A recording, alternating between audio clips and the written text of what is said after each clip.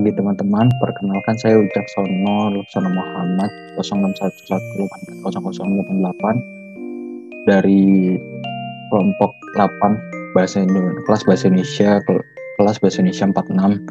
Di sini ditemani dengan Reza Sianipar NRP 063119400025, Ari Esti Suryaningsi 063119400026, Ashfa Uyuni 506201016, dan Aisyah Aska Nur Fadila 506201066. Baik, tujuan kami membuat video ini adalah untuk memaparkan hasil penelitian kami, yaitu dampak pembelajaran daring terhadap pemahaman mahasiswa Fakultas Sains dan Analitika Data ITS mengenai mata kuliah.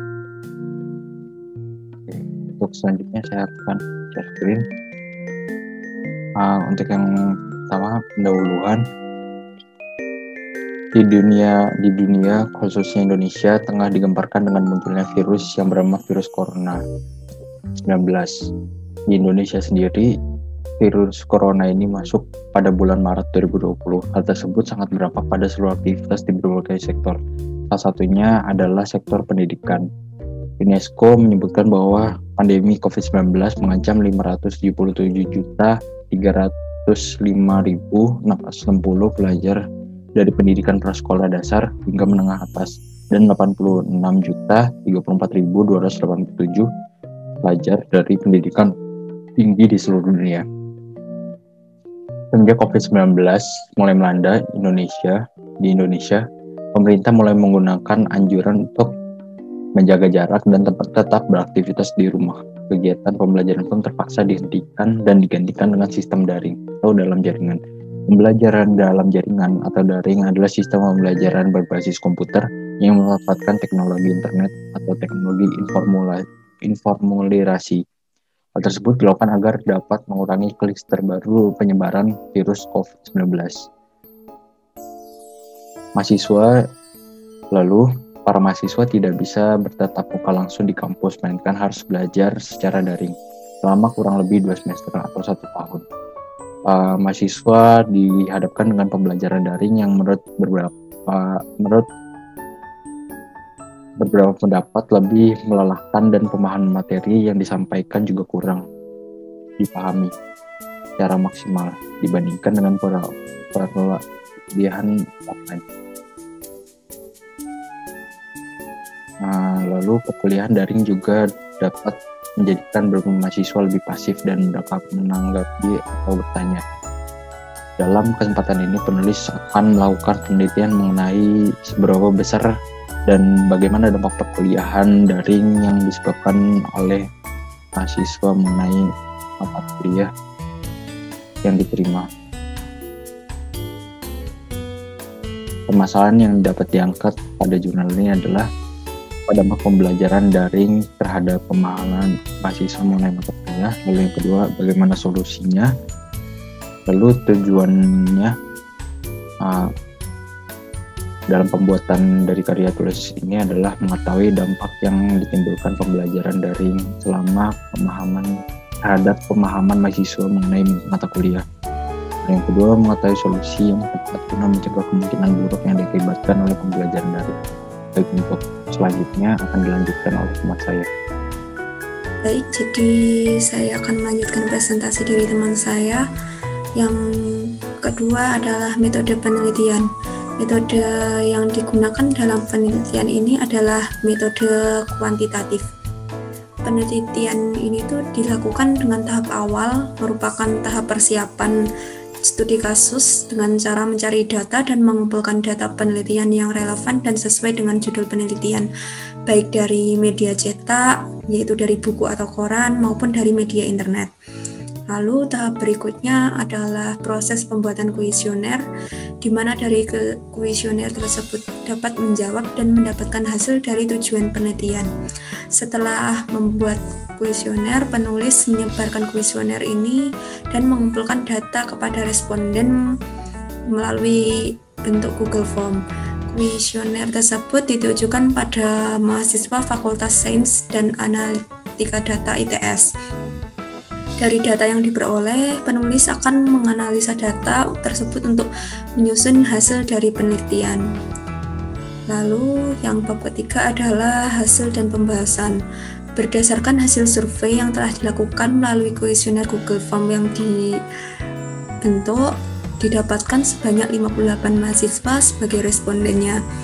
Mahasiswa tersebut merupakan mahasiswa dari Fakultas Sains dan Analitika Data dari Departemen Matematika, yaitu sebanyak 9 orang, dari Departemen Aktuaria sebanyak 22 orang, dari Departemen Statistika sebanyak 11 orang, dari Biologi sebanyak 7 orang, dari Fisika sebanyak 7 orang, dan dari Departemen Kimia sebanyak 1 orang.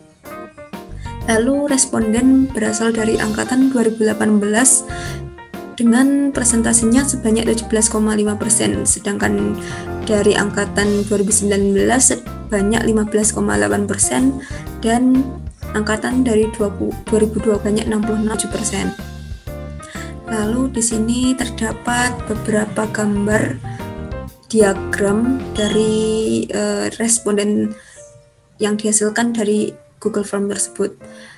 Ini ada di gambar 1 merupakan diagram angkatan respondennya. Dapat dilihat yang berwarna biru ini adalah bagian responden dari angkatan 2020, sedangkan yang warna merah dari angkatan 2019, sedangkan yang warna kuning berasal dari angkatan 2018. Lalu gambar 2 ini merupakan diagram jurusan responden. Yang paling kiri ada Departemen Kimia, lalu berikutnya dari Departemen Aktuaria, Departemen Statistika, Departemen Fisika, Departemen Biologi, dan Departemen Matematika. Lalu pada gambar 3 ini terdapat diagram metode pembelajaran yang digunakan.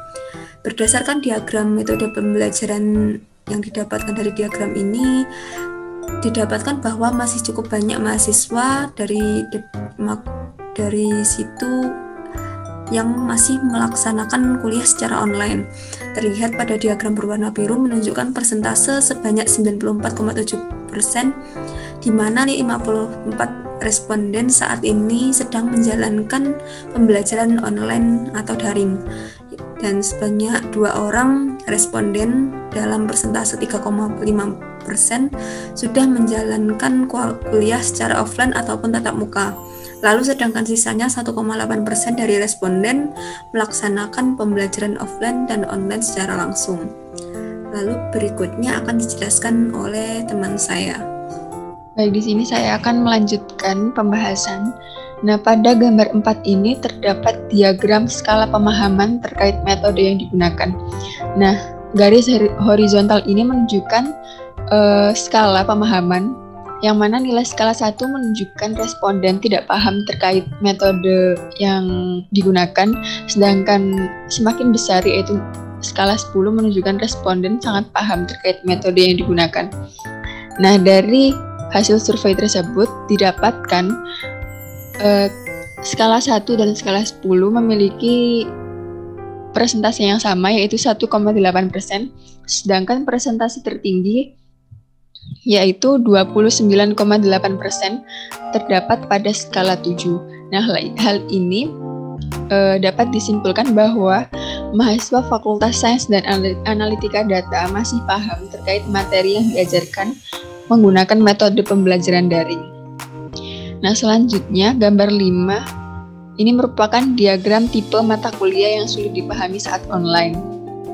Nah, dari data hasil diagram ini diperoleh data sebesar 28,1% itu tipe penalaran, 24,6% gabungan dari tipe hitungan dan penalaran, sedangkan 22,8% itu tipe lainnya.